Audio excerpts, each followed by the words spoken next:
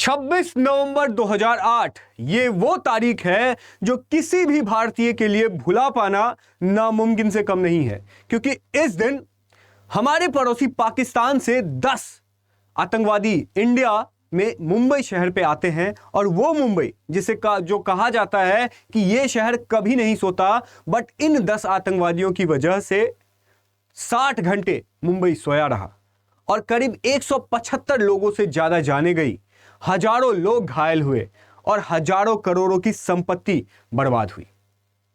कामा hospital, Taj hotel, Oberoi Trident, Chhatrapati Shivaji terminal और न जाने अनेक जगह ऐसे थे जहां पे इन आतंकवादियों का दहशतगर्दी फैला और लोग अपनी जान खो बैठे।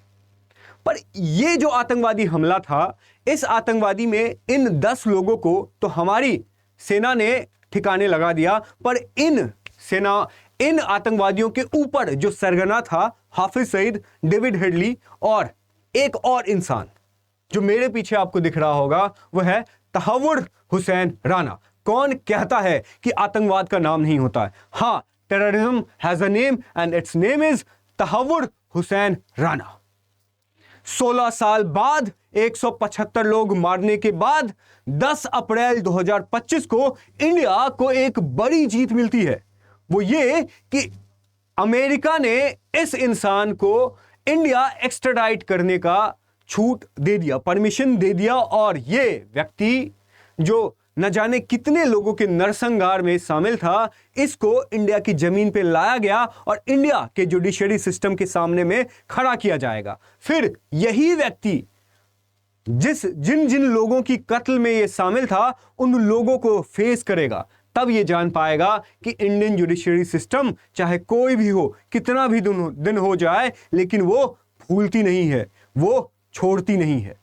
तो अब इस व्यक्ति के बारे में हमें छोटा सा एक समरी जानना चाहिए, क्योंकि ये वो व्यक्ति है जो मुंबई में अटैक प्लान करने में सबसे बड़ा रोल था। डायरेक्ट नहीं था, बट इनडायरेक्टली सबसे बड़ा रोल था।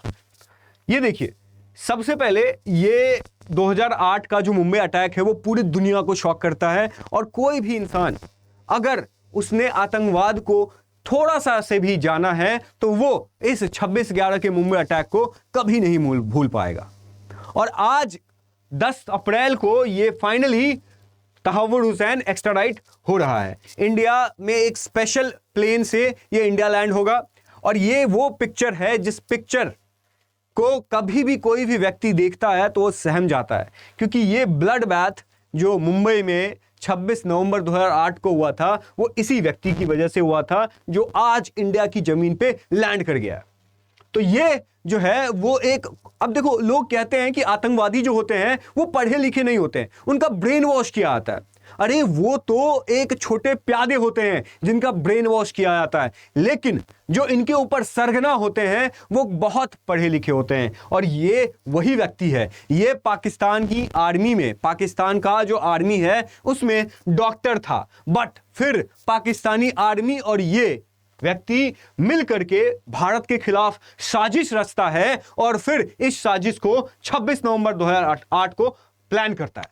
अब ये पहले फॉर्मर डॉक्टर था, इंडियन पाकिस्तानी आर्मी के साथ ये प्लान करता है, और फिर कैनेडियन सिटीजन ये बन जाता है और कनाडा में शिफ्ट कर जाता है और अपना वीजा बिजनेस जो है वो शुरू कर देता है। ध्यान रखिए दोस्तों, ये वही वीजा बिजनेस शुरू करता है। इसका इंटेंशन एक अच्छी लाइफ, एक अच्छी स्टैंडर्ड ऑफ लिविंग, मतलब एक अच्छी जिंदगी जीना नहीं था। इसका इंटेंशन इस वीजा से ऐसे लोगों को इंडिया भेजना था जो इंडिया को कष्ट पहुंचाने में लगे हुए थे। फिर ये इसी वीजा बिजनेस के थ्रू अपने बचपन के दोस्त डेविड हेडली कोलमैन को, जो कि अमेरिकन नागरिक है, उसको इंडिया भेजता है। और ये जो डेविड हेडली कोलमैन है, ये इंडिया आता है, इंडिया को स्काउट करता है, रेकी करता है। कई बार इंडिया आता है और वो तरह तरह की जगह घूमता है, वहां पे फोटो लेता है, वीडियो लेता है, ताकि जो पाकिस्तान में जो प्यादे हैं, जो 10 प्यादे को पाकिस्तानी आर्मी और पाकिस्तानी जो आतंकवादी समूह है वो जो भेजेंगे मुंबई, तो उनको पता रहे कि कौन सा जगह कहां है, वो जगह पे कितने लोग रहते हैं, किस टाइम पे कितने लोग रहते हैं, ताकि जब वो गोलियां चलाएं तो ज्यादा से ज्यादा लोगों की मृत्यु हो। और यही तो उनका इंटेंशन था। और इसीलिए डेविड हेडली कोलमैन अब देखो एक चीज बताओ, इंडियन इंटेलिजेंस एजेंसी जो है वो बेवकूफ तो है नहीं। वो जब भी पाकिस्तान से कोई भी व्यक्ति, पाकिस्तानी आर्मी हो चाहे पाकिस्तानी सिविलियन हो, जब भी वो इंडिया में आता है, उनकी इंडियन इंटेलिजेंस एजेंसी का नजर उसके ऊपर रहता है।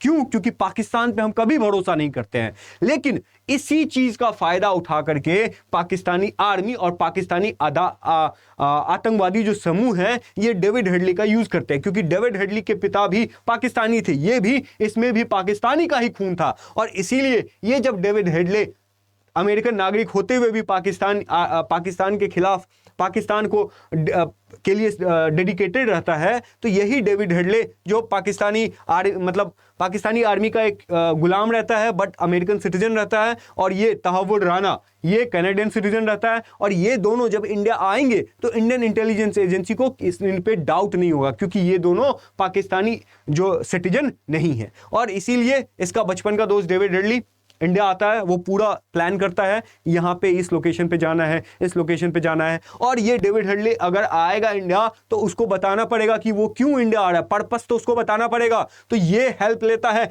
इस व्यक्ति तहव्वुर राना से, और तहव्वुर राना इसको अपने वीजा बिजनेस का एक एक्सटेंशन मुंबई में प्लान करने के, मतलब ऐसा दिखाता है ये गवर्नमेंट को कि हम जो है, मेरा जो बिजनेस वीजा बिजनेस का है, इसका एक्सटेंशन हम मुंबई डालने वाले हैं। और ये इस एक्सटेंशन को कौन संभालेंगे? David Headley. और इसीलिए डेविड हेडली को भेजा जाता है। और इंटरेस्टिंग बात तो नहीं कह सकते, बट ये जरूर हम कह सकते हैं कि ये जब तहव्वुर राना जब डेविड हेडली को भेजता है तो वो भी खुद आता है यहाँ पर।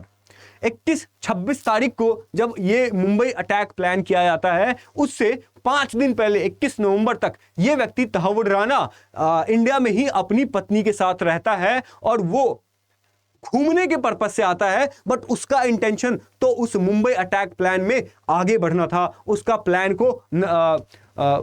को आगे लेके जाना था, प्लान को सक्सेसफुल बनाना था, यही इंटेंशन था। लेकिन वो अपनी पत्नी के साथ आता है, घूमता है, और उस इंसान को नहीं रियलाइज होता है कि वो इंसान इतने बड़े अटैक को प्लान करने वाला है। खैर, ये तहव्वुर राना डेविड हेडली और हाफिज सईद के बीच का कड़ी रहता है, जो इन दोनों को कनेक्ट करता है। डेविड हेडली स्काउट करता है और ये तहव्वुर राना को बताता है, तहव्वुर राना जो है हाफिज सईद जैसे लोगों को बताता है। ठीक है, ये होता है। बट इसको जो है जब ये प्लान कर लेता है तो डेविड हेडली के साथ, डेविड हेडली को तो जेल अमेरिकन गवर्नमेंट भेज देती है, और ये जो तहव्वुर राना है इसको 2009 में एफबीआई अरेस्ट कर लेती है। लेकिन एफबीआई जो अरेस्ट करती है इसको, ये 26/11 अटैक की वजह से नहीं करती है। और यहीं पे यूएसए की हिपोक्रेसी दिखती है कि ये 26/11 अटैक की वजह से नहीं, ये करती है डेनमार्क टेरर प्लॉट। बात सही है कि अगर आप सांप को अपने घर में पालेंगे तो कभी ना कभी वो आपको भी डसेगा। और ये तहव्वुर राना जो है, ये भले कनाडा अमेरिका में रह रहा है, और अमेरिका के लोगों को, कनाडा के लोगों को लगता है कि ये सिर्फ इंडिया में ही अटैक करेगा, पर ऐसा नहीं था। ये डेनमार्क टेरर प्लॉट भी करता है। डेनमार्क जो यूरोपियन जगह प्लेस है उसके ऊपर भी टेरर प्लॉट करता है, और इसी की वजह से एफबीआई इसको अरेस्ट करती है। 14 साल के लिए इसको जेल भेज दिया जाता है। पर ध्यान रहे, ये जो जेल भेजा जाता है ये 26/11 मामलों की वजह से नहीं था। बट फिर इंडियन गवर्नमेंट जो है इसके ऊपर, यूएसए गवर्नमेंट के ऊपर में प्रेशराइज करती है, प्रेशर बनाती है, अपना पॉलिटिक्स खेलती है, वो डिप्लोमेटिक रिलेशन स्टैब्लिश करती है।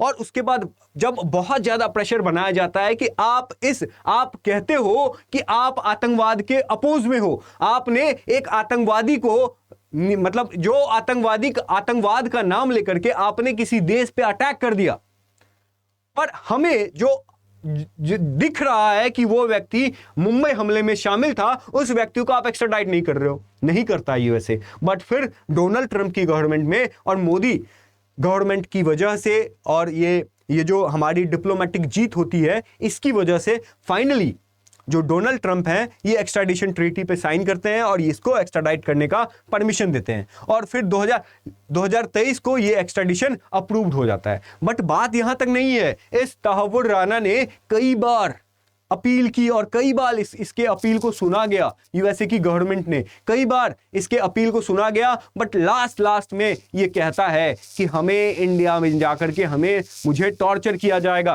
पर ये भूल जाता है कि इसकी कुकृत्य की वजह से कितने लोग, किस निर्दयी तरीके से मृत्यु हुई उनकी, ये वो फील नहीं कर पाता है। और शायद इसी वजह से ये आज इंडिया में है और इसके खिलाफ कार्रवाई होगी। अब इस तहव्वुर राना जब इंडिया में आता है तो इस इंडिया में इसके साथ क्या व्यवहार होगा? क्या हम इसे 4 साल बिरयानी खिलाएंगे?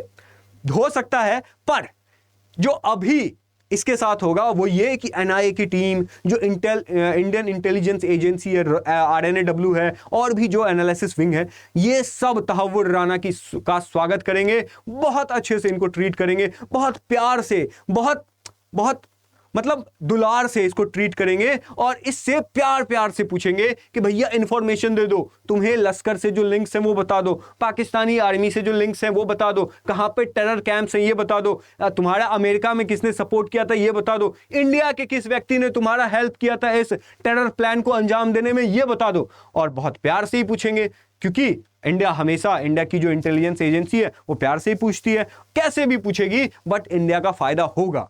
क्योंकि इंडिया जो है वो एक चीज में बिलीव रखता है, वो ये कि जस्टिस लेट हो सकता है लेकिन जस्टिस दूर नहीं हो सकता। मतलब justice can be delayed but can not be denied.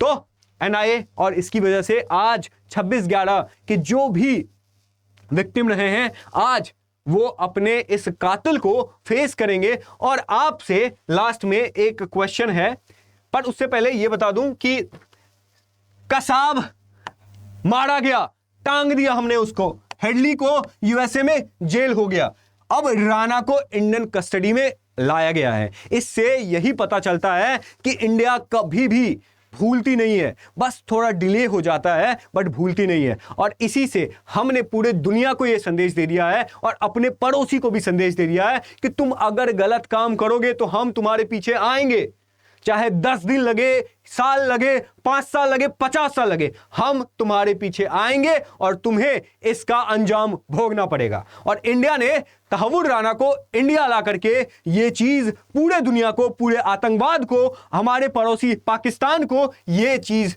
जो है वो क्रिस्टल क्लियर से समझा दिया है। हमारे होम मिनिस्टर जो है वो अमित शाह जी ने भी बोला है कि इंडिया की जीत है, और ऑफ कोर्स इंडिया की ये जीत है, इंडिया की बड़ी डिप्लोमेटिक जीत है। और आपसे लास्ट में मैं यही क्वेश्चन पूछूंगा कि इस निर्दयी जो हमारे